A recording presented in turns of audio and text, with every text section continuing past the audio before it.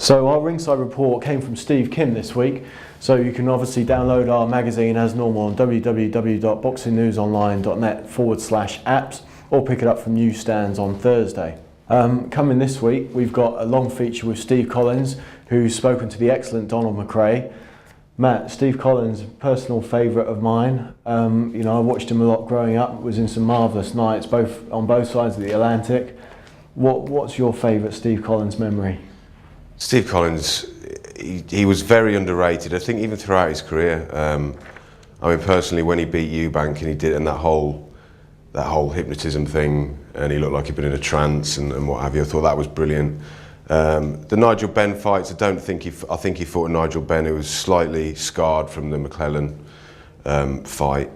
But I think even now people still, when they talk about Benn and Eubank and Watson, and then it's almost like Collins is old and Collins, even though he beat all of those guys that he fought, I still don't think he quite gets the credit that he deserves for being so competitive at that time and really bossing Eubank and Benn as well as he did. Do you think some people will see it that basically Benn and Eubank were near the ends of their career, although obviously Eubank went on to have a second career at cruiserweight, but basically he was sort of cleaning up what was left after those guys had been beating each other up for a couple of years? Yeah, and I think Collins spent so much time learning his trade out in America that perhaps that hurt his reputation over here, but it certainly didn't hurt his skills as a fighter.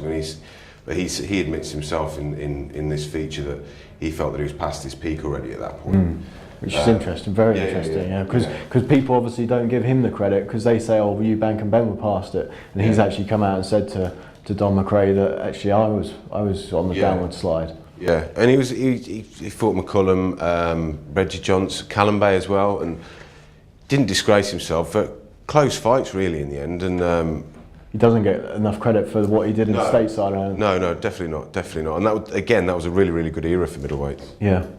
Also coming this week, we've got a long feature from Gabe Montoya, who's been breaking all the stories in America, all these drug stories about Andre Berto, Lamont Peterson, and now Antonio Tarver. What do you make about the current situation with drugs in boxing? It's depressing, isn't it? I don't really know what else to say. It's really depressing. I was out on holiday last week and I couldn't really get on the internet. I was relying on, when I was in restaurants and what have you, and every time I managed to log on, it was like somebody else has been tested positive, somebody else has tested positive. Is it the tip of the iceberg?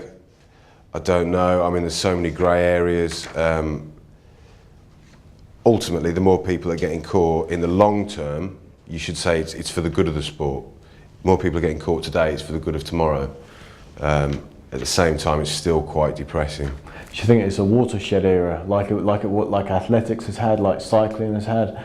Do you think it could be something where we're in that deep, where there's going to have to be a complete overhaul in systems and who's tested and who does the testing and so forth? Definitely. The problem is all the organisations. Again, there's two main bodies now that are doing the drug testing. There's also all the different states, and everybody's got their own rules and regulations. Different promoters using exactly. That's what. Signing up for different. Exactly. So until there's somebody overseeing it all, it's never going to be a problem solved. It's always going to be an underlying problem. And the thing is, as well, with this kind of thing is,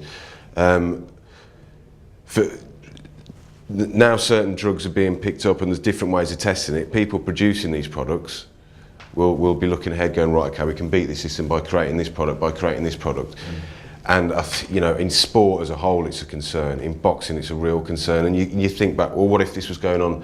And you start to look back in time and think, well, what if you had these kind of tests in place 10 years ago? Who would have been caught then? And it's a grey area. It's a grey area, murky. Yeah, definitely. One of the things that also seems to be somewhat strange is the punishments at the moment. And like you said, it's down to the various organisations, state committees, and different things, which again is there's a whole host of grey areas involved, which is really depressing because Tarver has been suspended, I believe, indefinitely, but he's been fined $2,500 of a $1 million purse. But Big Larry, who granted has now come clean, and Big Larry Olubamiwo, who's come clean and admitted to using over the last 6 years, gets a 4-year ban. So there's no real regulation in place as to who gets what ban for what substances and so forth, is there? I mean, what would you like to see done? Would you like to see all drug cheats thrown out of the sport? Well, he got to that point in other sports where people were getting lifetime bans. Certainly $2,500 fine out of $1 million purse is laughable. It's no deterrent, is it? It's absolutely, that's a disgraceful punishment, and if that's the only punishment that he gets, if he is found to be guilty and what have you, then that's disgraceful. Like you say, no deterrent whatsoever. Perhaps we do need to do this, perhaps it does need to be a lifetime ban, whoever they are. They don't deserve to earn money from boxing. It's a wonderful sport. We don't need them in there. Promoter Mickey Elliott tweeted me this morning actually, saying that, you know, well, maybe if Tarver loses his, if he loses his analyst job with Showtime, maybe that's another punishment. And it is, but it's not Showtime's responsibility to deal with people who've tested positive, is it? Yeah, definitely. It is, but I'd be surprised if Tarver is used by Showtime in the near future. I know they didn't use him at the weekend. I'd be surprised if it just wouldn't look good, would it?